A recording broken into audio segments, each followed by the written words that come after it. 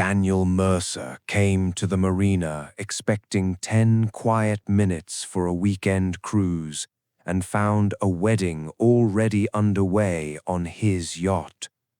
The deck was dressed in white flowers, pale ribbons, polished glasses, and a full reception setup that had no business being there.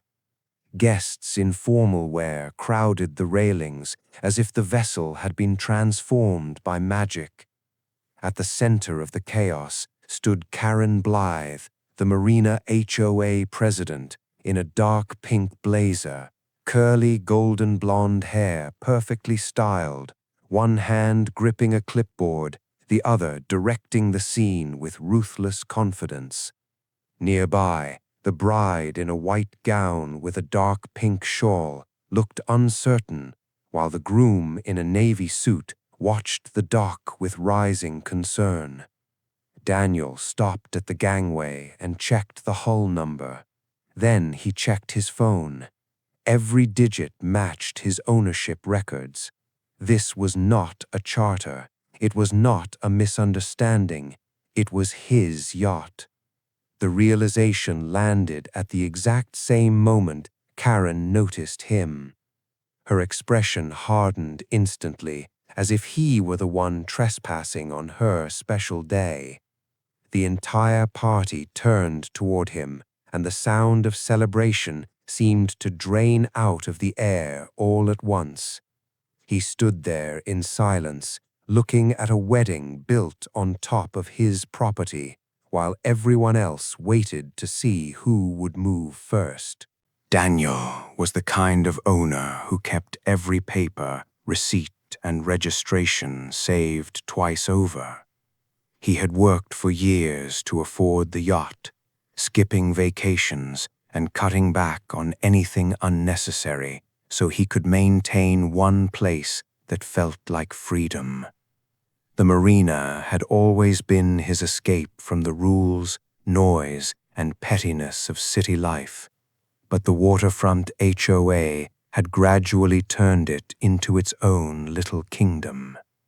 Karen Blythe treated every dock space like her personal territory. She had sent him violation notices for trivial things like a folded chair left too long, a hose coiled in the wrong place, and a cooler sitting near the pier for more than a few minutes. She had a gift for making ordinary life feel like a compliance test. Over the past month, Daniel had noticed more strange signs around the marina. There were printed notices about a private wedding event, extra florals being carried past the office, and staff members rearranging barriers near his berth.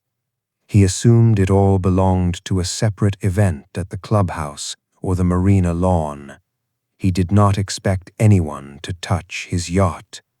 Yet when he arrived that afternoon, the clues were impossible to ignore. Chairs had been lined up near his slip. Ribbons had been tied to the cleats. Catering trays had already been loaded aboard. A police vehicle sat far down the marina road in the background, a quiet hint that the situation was already bigger than anyone wanted it to be. Daniel walked closer, calm but increasingly certain that someone had crossed a line they had no right to cross. Karen moved toward him immediately, dark pink blazer bright against the white yacht, and placed herself between Daniel and the gangway, as if position alone could make her right. She held out a stack of paperwork with the confidence of someone who believed documents were more powerful than ownership. The binder contained a copied birth diagram, a generic event approval, and a set of HOA papers that looked official at a glance but collapsed under any real inspection. Daniel did not raise his voice or waste time arguing. He simply checked the registration stored on his phone and compared it to the vessel number stamped on the stern. Match after match confirmed the same truth. The yacht belonged to him, and only him. The crowd around them began to notice. The bride's face shifted from excitement to confusion. The groom stepped back, realizing something had gone very wrong. The wedding planner grew tense, suddenly understanding that nobody had truly verified permission. Karen kept pressing forward, convinced that months of planning and HOA approval had somehow created a right to the yacht itself. But planning was not ownership, and paperwork without consent was just paper. Daniel stayed steady, then contacted Marina Security and reported that his private vessel had been occupied without permission while a wedding party used it as though it were part of the reservation. That was the first clear strike, the moment the celebration stopped being festive and started becoming a legal and public disaster. The response spread quickly across the dock. Music faded, servers froze with trays in their hands. Guests stopped smiling and began looking from person to person, trying to understand how a wedding could go so wrong in a matter of minutes. Marina Security arrived first and began documenting everything: the birth, the papers, the decorations, the lack of owner consent, and the obvious mismatch between the event and the yacht's actual registration. Karen became more frantic as the minutes passed. She insisted the HOA had approved the wedding, that too much had already been spent, and that the bride's day could not be ruined because of a technicality. But every new explanation exposed another gap.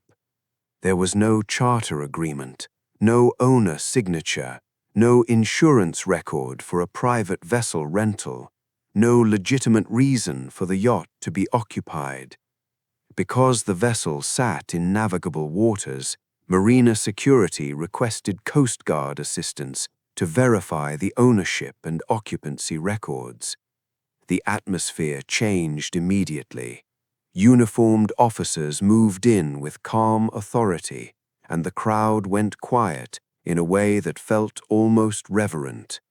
The wedding party was no longer looking at a misunderstanding. They were looking at a formal investigation. The bride stood frozen near the floral arch, trying to understand how a beautiful day had slipped into a public embarrassment. The groom looked like he wanted to disappear into the dockboards. Karen, still in her dark pink blazer and curly golden hair, began to lose the confidence she had been wearing like armor. The Coast Guard vessel drew closer, and the last pieces of control started to slide away. The Coast Guard officers reviewed Daniel's registration, marina logs, and the images stored on his phone. Every record pointed in the same direction. The yacht belonged to him, and no one on deck had permission to use it. That was the moment the entire illusion collapsed. Karen's face drained of color as the officers explained that the event could not continue aboard the vessel. The wedding planner looked devastated, realizing too late that assumptions had replaced confirmation. The bride's expression fell apart under the weight of a disaster she had never caused. The groom stood silent, caught between embarrassment and disbelief. Security guided Karen off the yacht, her dark pink blazer now looking less like authority and more like a symbol of how badly she had misjudged the situation.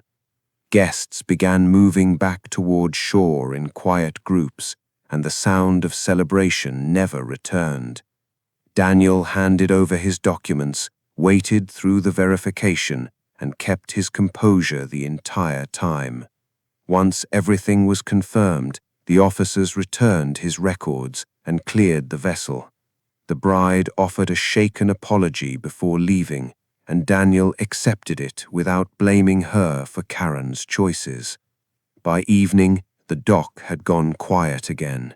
He stepped back onto his yacht, cut loose from the marina and eased into open water as the last light of the day spread across the harbor.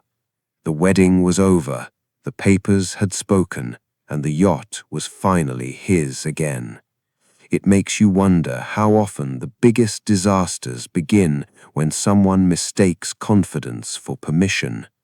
How would you react if someone turned your property into their celebration without asking?